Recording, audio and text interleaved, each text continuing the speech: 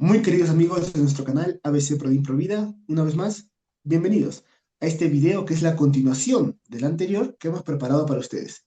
El tema para el día de hoy, el género en Colombia, parte 2, continuación del video que colgamos la semana pasada. Y para tratar de este tema, está con nosotros nuestra querida amiga Rosario González. Adelante. Un cordial saludo, Jordi. Me agrada volver a estar contigo en estos programas que yo pienso que a los oyentes les sirve tanto como a nosotros, porque los primeros oídos que se abren a la discusión que los dos mantenemos en la presentación de los diversos temas, pues los primeros oídos son los nuestros y nos van ayudando y nos van entregando una serie de pautas que debemos nosotros asumir para cada día ir mejorando en nuestra forma de pensar, de sentir, de actuar, en nuestra forma de ser trabajadores, de ser padres, de ser hijos, bueno, en todos nuestros contextos sociales. Así que qué bueno, Jordi, que podamos hoy continuar con la segunda parte de este tema que muy seguramente ha estado tocando la mente de muchos. Así es, Rosalba. Y la finalidad de este programa, así como del anterior, es alertar a la gente de aquello que realmente está sucediendo, específicamente en Colombia, pero solo en Colombia, no. Bien, en Colombia quizás la situación está un poco más avanzada, eh, pero no es algo que se restrinja solamente a Colombia.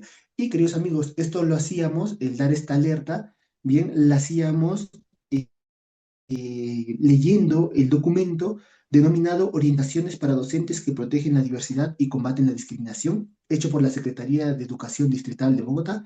Bien, y este documento no es otra cosa, eh, que lo dice el mismo documento, que la aplicación de políticas públicas LGBTI. Interesante. Aplicación de política pública LGBTI.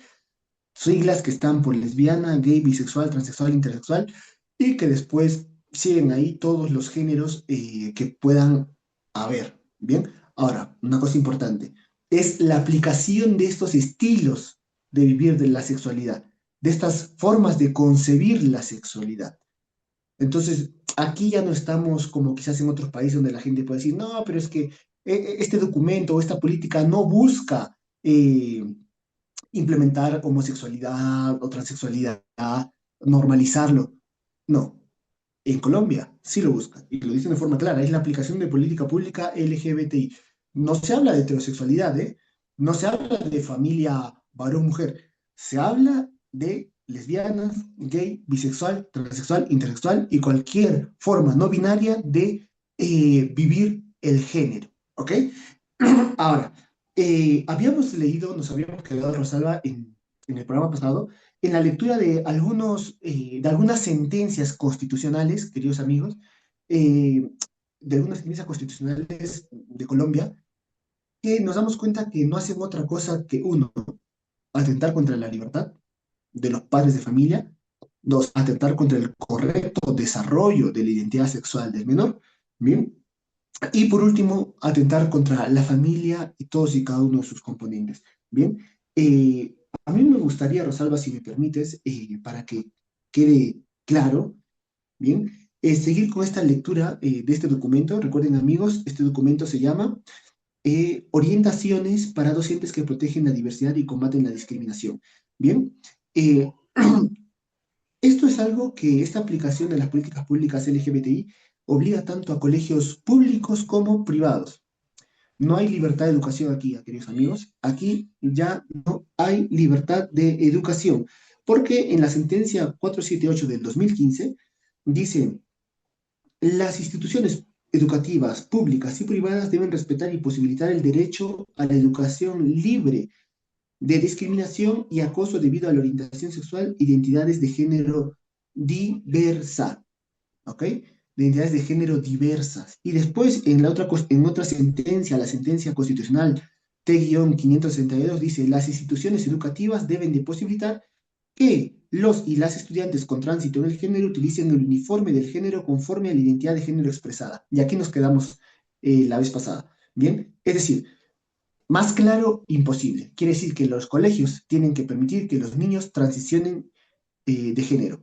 aunque esto significa atentar contra la propia integridad corpórea, aunque no tiene esto ningún respaldo científico, no interesa, porque aquí lo dijo y lo dijeron los cinco gatos del Tribunal Constitucional y esto tiene que respetarse. Bien, entonces hasta aquí nos habíamos quedado. Y simplemente recordar, queridos amigos, antes de darte la palabra, Rosalba, que cuando esto se aplica de esta forma tanto a colegios públicos como privados, ya no hay libertad de educación. Ya no se puede, el derecho a educar a mi hijo según mis principios y creencias no existe. ¿Por qué? Porque no voy a encontrar un colegio que esté exento de las políticas de género. ¿Por qué? Porque todos lo traen.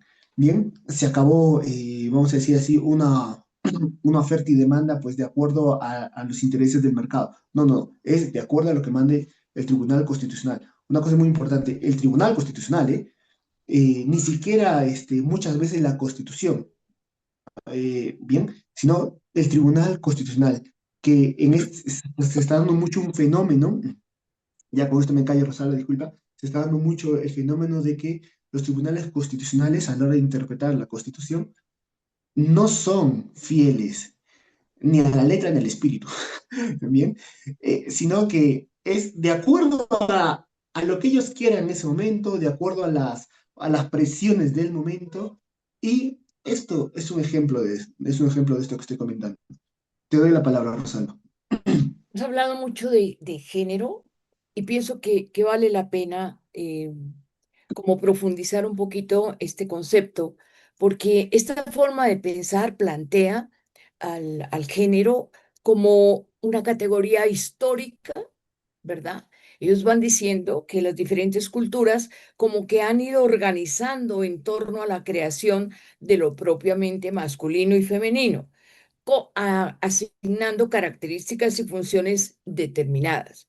Entonces, Ujú, fíjate cómo ellos van sacando de un orden natural un pensamiento que rompe con todo el sexo y la instancia social en que nosotros es decir, en que nosotros vamos como desarrollando toda nuestra actividad, van rompiendo todo eso para ir introduciendo otro orden, y es que como el género es algo histórico y cultural, entonces es un concepto cambiante a través del tiempo y varía según el tipo de sociedad. Se convierte entonces en una noción útil para analizar todos los escenarios que conforman la realidad social. Entonces ellos están metidos en la familia, en el trabajo, en la escuela, en el Estado, en la política y en todos los órdenes diversos dentro de un contexto social en que se mueve el ser humano.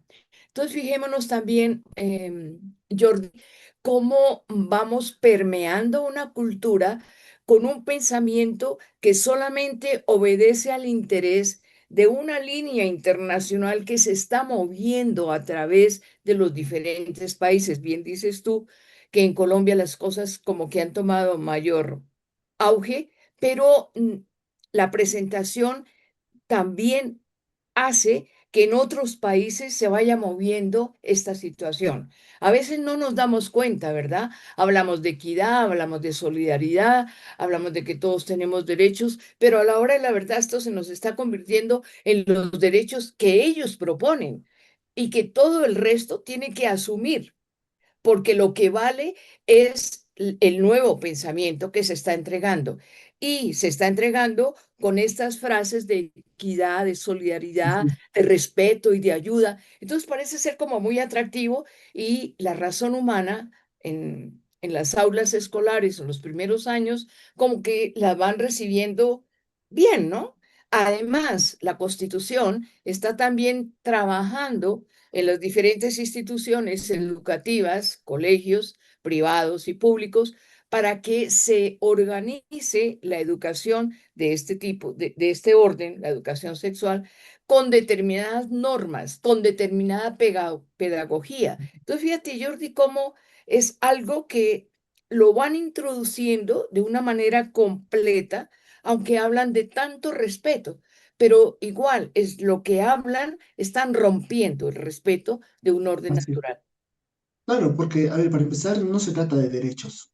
sino más bien de correcto. privilegios. Recordemos, los derechos fundamentales no son creados por el ser humano, simplemente son reconocidos por el ser humano, por el Estado, y por tanto los resguarda.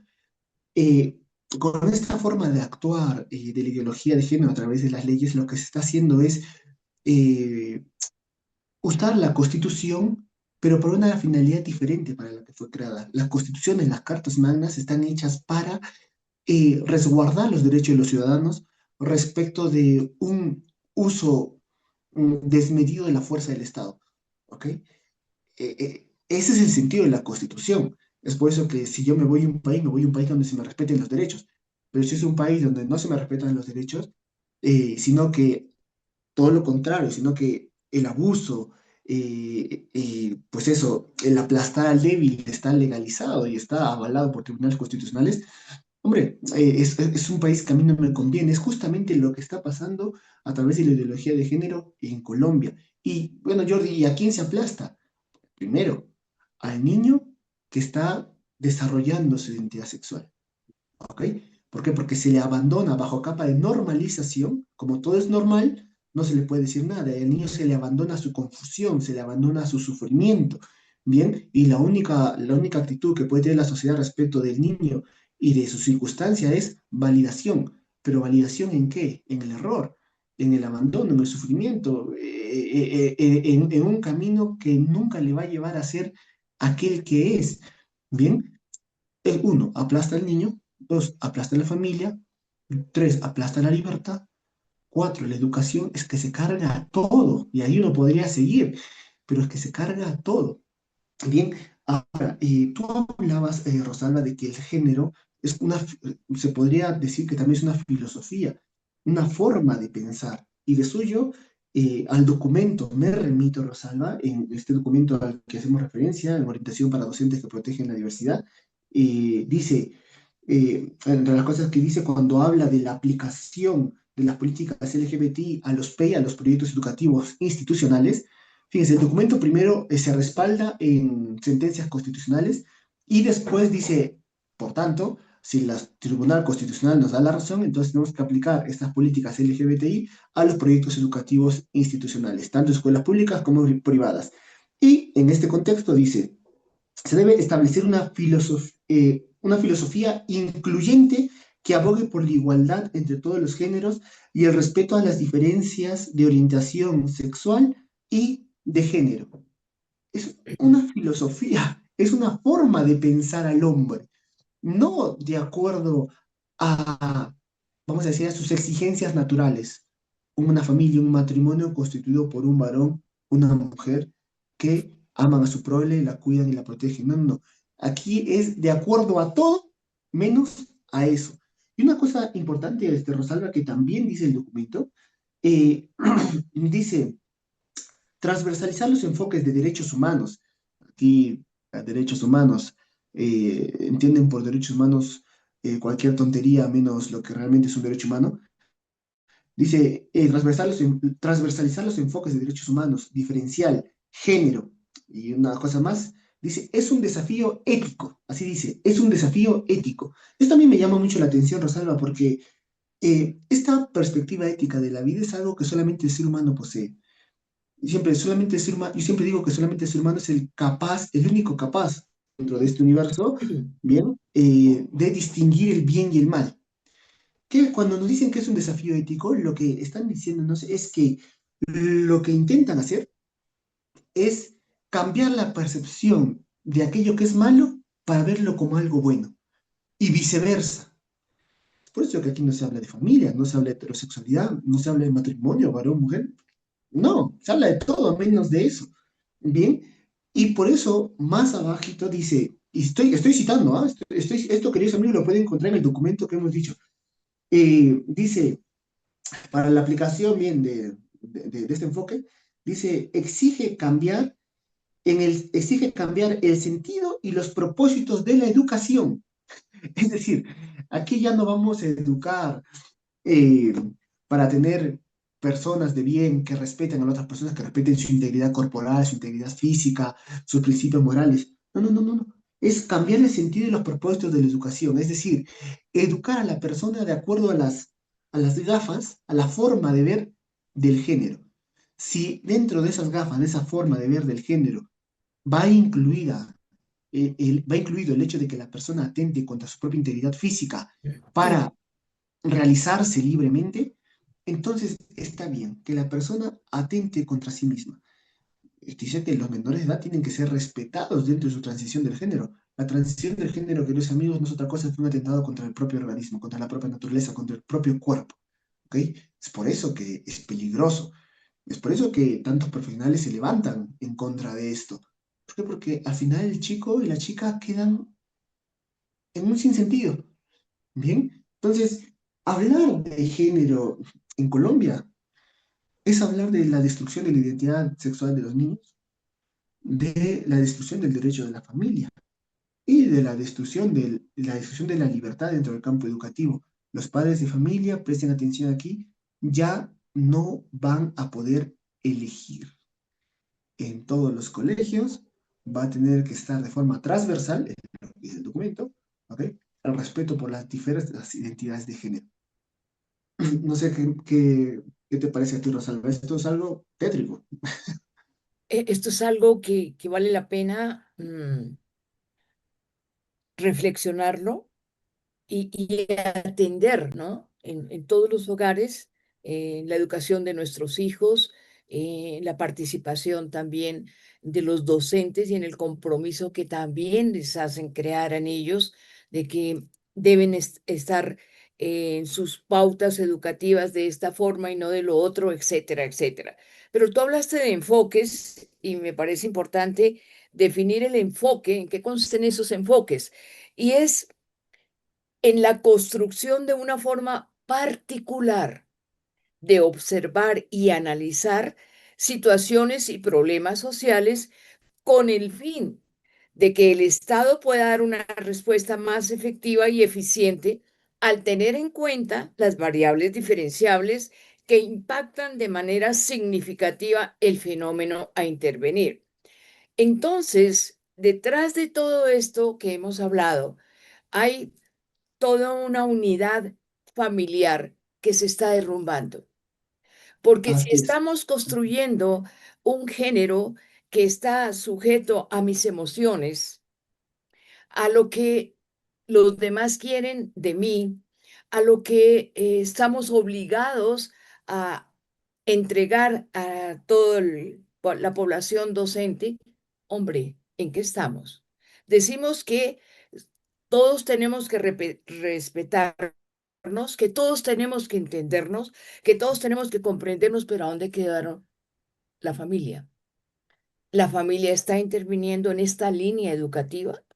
No se le ha consultado. A los padres no se les consulta si están de acuerdo con que la educación que se está pensando dar en la institución educativa en donde están sus hijos, están de acuerdo. Entonces, fíjate cómo ellos utilizan una serie de términos que acomodan a la Sí, presentación de sus sí, propios intereses, pero desacomodan y anulan muchas veces lo que la vocación y responsabilidad principal de los padres frente a sus hijos, que es la educación. Los valores morales no se tienen en cuenta.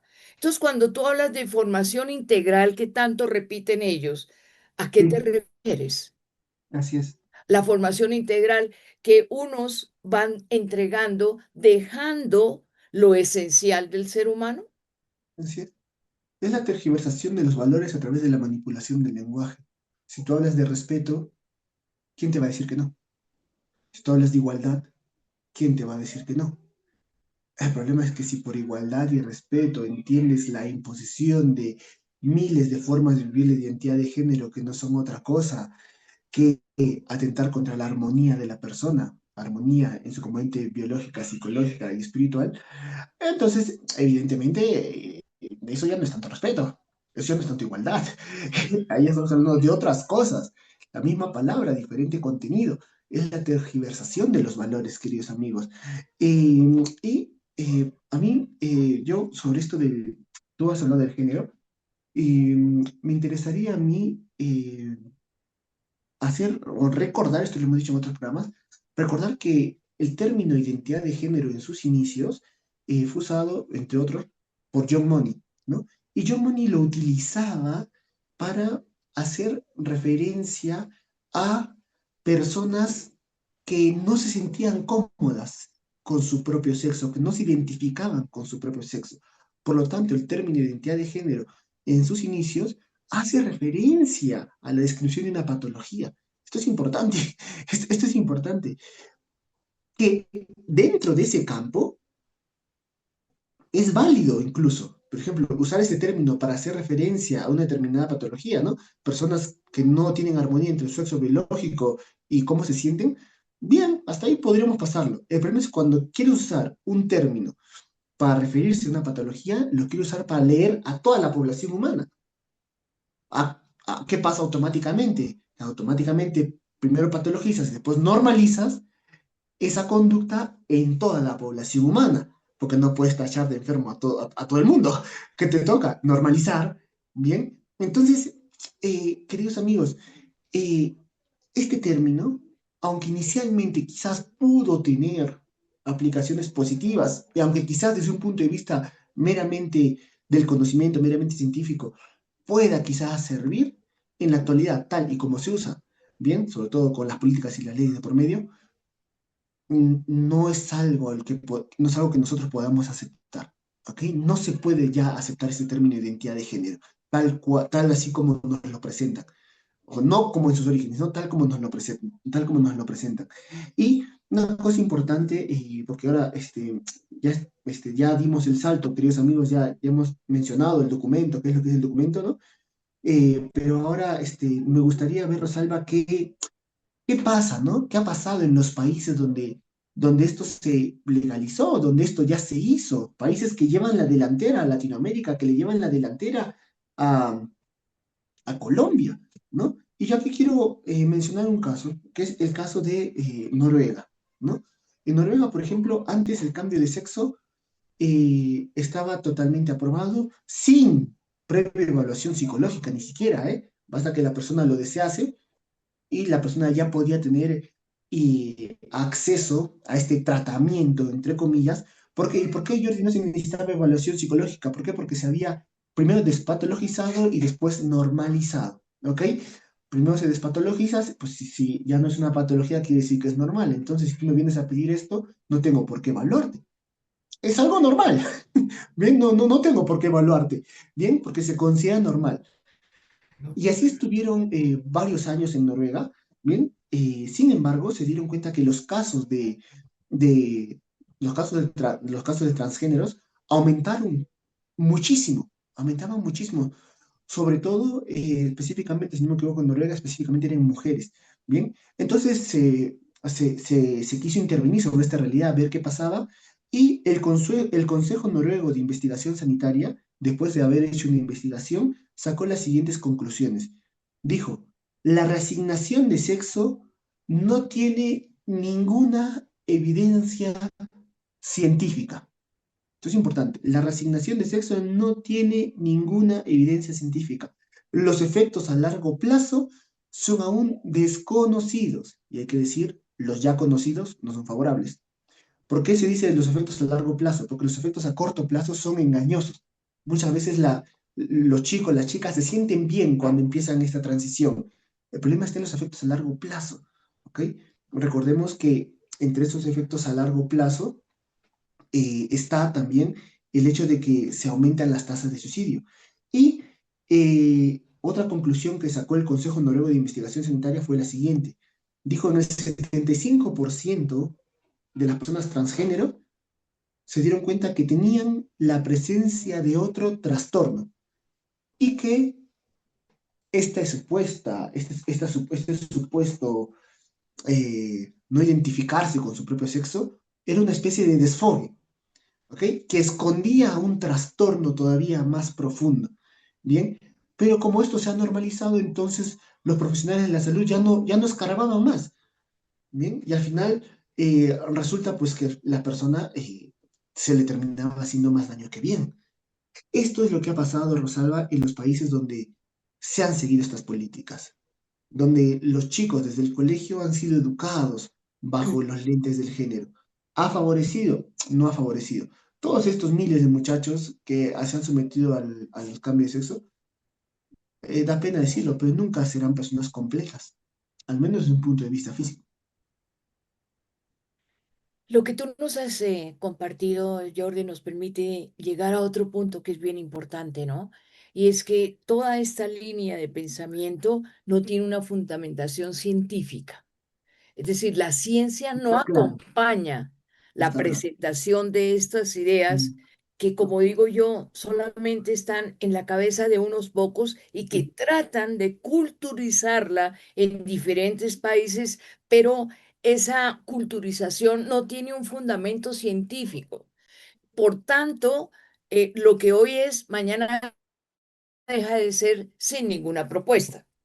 Así que nosotros debemos estar muy conscientes y prepararnos para poder dar respuesta tanto a los hijos que reciben esta educación en los colegios, como también a participar en todas las reuniones escolares de padres con el equipo docente para poder nosotros también orientar como padres una realidad que se está viviendo en el día de hoy, porque es que a veces traemos modelos equivocados de países que están lejos de nuestras fronteras y los vamos metiendo y ajustando a nuestra estructura legal, jurídica, económica, social.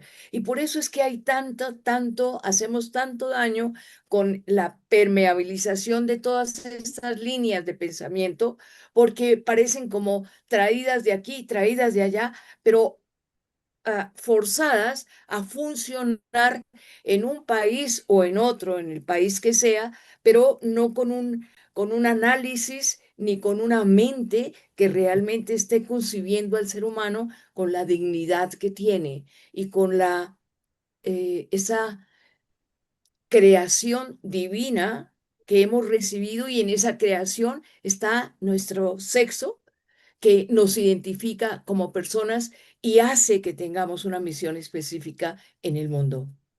Y, por ejemplo, tú hablabas de importar estas ideas, ¿no? Y la ventaja, queridos amigos, de ver países que ya hicieron esto, es que no estamos hablando de realidades que puedan variar de acuerdo a situaciones específicas de cada nación, como por ejemplo puede ser una realidad económica, una realidad social. No, aquí hablamos de la naturaleza. Y la naturaleza es la misma en Noruega, que en China, que en Rusia, que en Perú, que en Colombia. Por lo tanto, si falló en Noruega y después también otros países, que Finlandia, Suecia, muchos otros países que ya han hecho el experimento y les ha ido mal, hombre, son en sentido negativo, pero ejemplo de aquello que no se debe hacer. ¿Por qué? Porque se afecta a las personas. Bien, ojo, queridos padres de familia, amigos de padres de familia, no estamos diciendo que no existan o que no deban existir, porque no somos quien para decir esto, personas con trastorno de identidad sexual. eh, Existen, oye, existen, y si ellos así lo quieren, deben ser ayudados, ¿ok? Si es que ellos así lo quieren, deben ser ayudados, porque la libertad hay que respetarla, ¿ok? Sin embargo, con esta ideología de género lo que se hace es crear pseudo personas, o mejor dicho, personas que tienen una pseudo, o un pseudo trastorno de identidad, porque en realidad no lo tienen, ¿ok? Y de suyo, esto lo dice el estudio Littman, que se realizó en la Universidad Brown de los Estados Unidos. Dice lo siguiente: en el 63% de los casos, los padres informaron que sus hijos, que se declararon transgéneros, habían tenido un aumento marcado del consumo de Internet y las redes sociales de forma previa a tener este pensamiento de ser transgéneros. Es decir, no es una cosa, el hecho de que estos chicos se perciban como transgéneros no obedece a razones profundas, sino más bien a una especie de moda, a un lavado de cerebro a través de las redes sociales. ¿Bien? ¿Por qué? Porque este tipo de personas transgénero existen, claro que existen, pero los verdaderos son muy pocos. Y estas personas merecen ser ayudadas, no que se normalice esta forma de vivir la sexualidad de tal manera que estas personas cuando vayan a pedir ayuda no se les pueda ayudar porque el profesional de la salud tenga que decir, no, esto es normal. tú sigue con tu vida. Pero es que no ves que se está haciendo daño. No, no, es que ya es normal, ya se despatologizó, ya es una cosa buena. Tú sigue con tu vida. En este caso, despatologizar, normalizar, significa abandonar al paciente. Y nosotros, queridos amigos, tenemos que abandonar este programa porque acabo de ver que ya nos pasamos de los 30 minutos. Pero, queridos amigos, este programa tiene como finalidad alertar de lo que está pasando específicamente en Colombia. Bien, adiós derechos de los padres, adiós libertad de educación y adiós desarrollo armónico de la identidad sexual de los menores. Algo habrá que hacer. Rosalba, muchas gracias por habernos acompañado. A ti, Jordi, muchas gracias. Y queridos amigos, con ustedes, si Dios quiere, nos veremos en una próxima ocasión. Dios los bendiga.